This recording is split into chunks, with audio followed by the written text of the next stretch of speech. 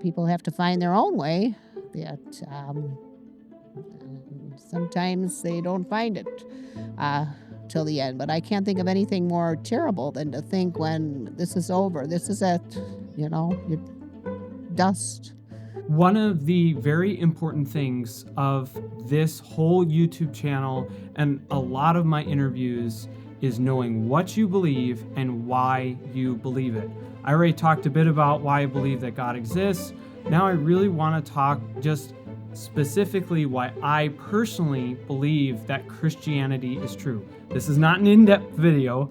If you want to actually know more about why Christianity is true, and this is all coming from me here, I will actually list books in the description below that I think are really good reads and definitely worth anyone's time if you're genuinely open-minded and seeking.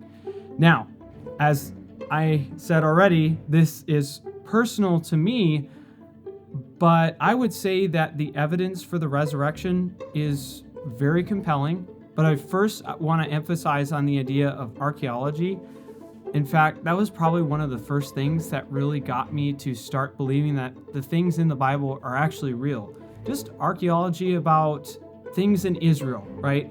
I actually had also seen a documentary on Noah's Ark, which they pretty much found it, and it's been uncovered in Turkey. In fact, I have a Turkish coworker at my part-time job that has told me about it and that he has personally seen this giant lump in the ground. Is really cool.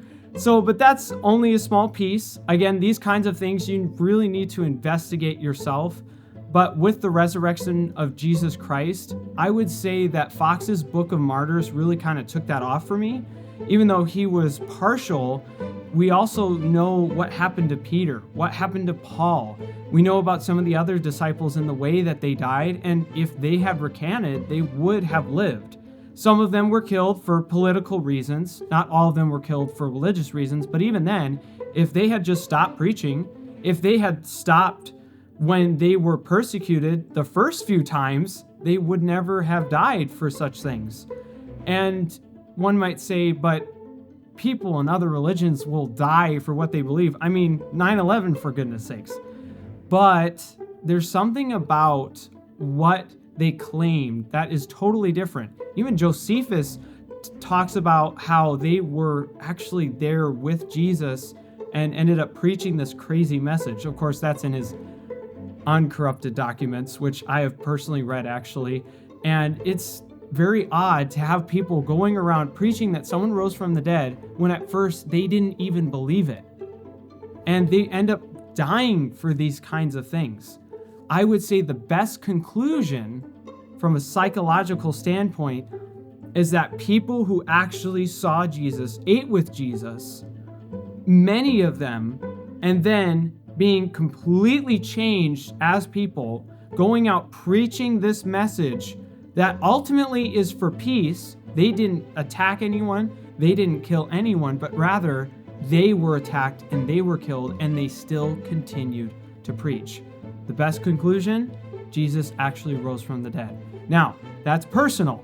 That's not the whole story. I would say that Gary Habermas's book, the magnum opus, which is like 5,000 pages of the evidence for Jesus' resurrection, is probably one of the bigger, more advanced kind of books that you could read in academia, but I haven't personally read that. I've come to these conclusions from actually reading my Bible, just knowing the documentation of the Bible and how it's done, and the documentation that we have today and why we have the translations that we do. I also know archaeology. I know just these basic things, and I've come to these conclusions.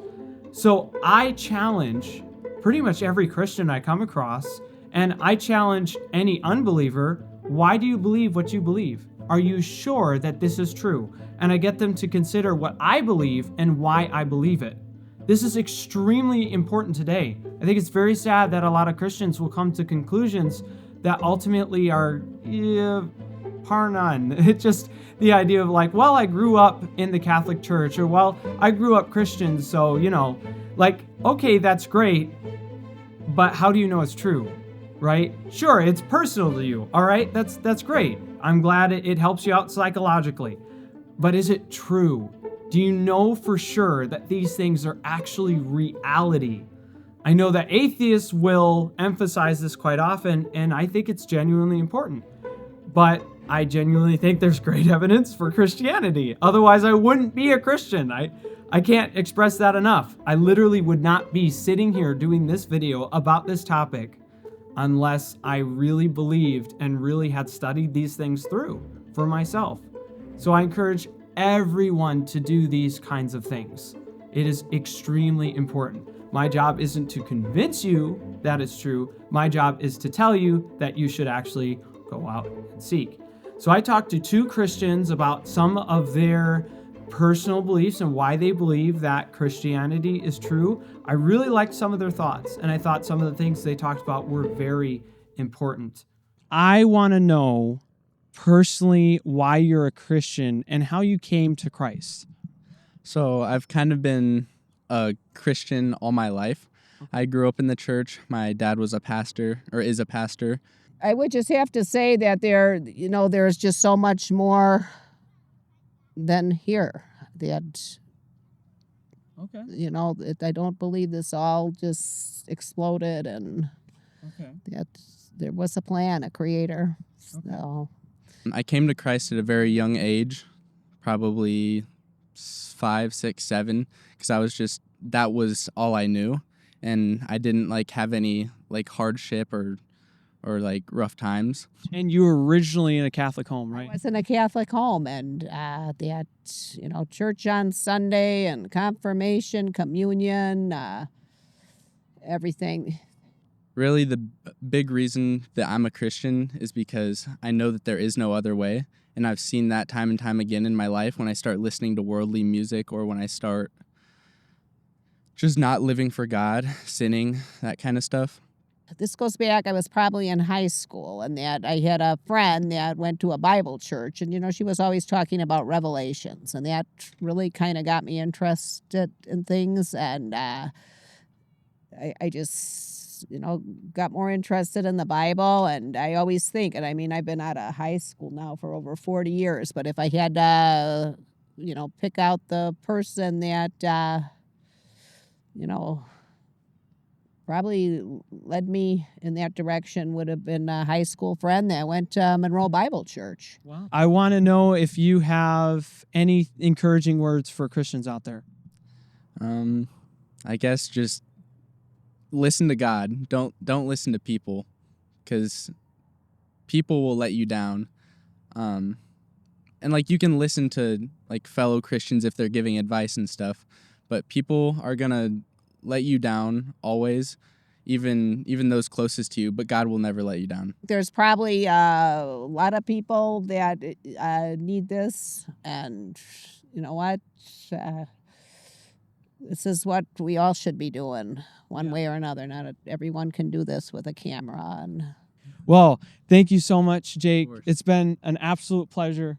Praise the Lord. Thank you so much. and keep it up, Yeah, because if I knew this was coming, I probably could have had better answers. No, that's all right. No. Yeah, thank you so much.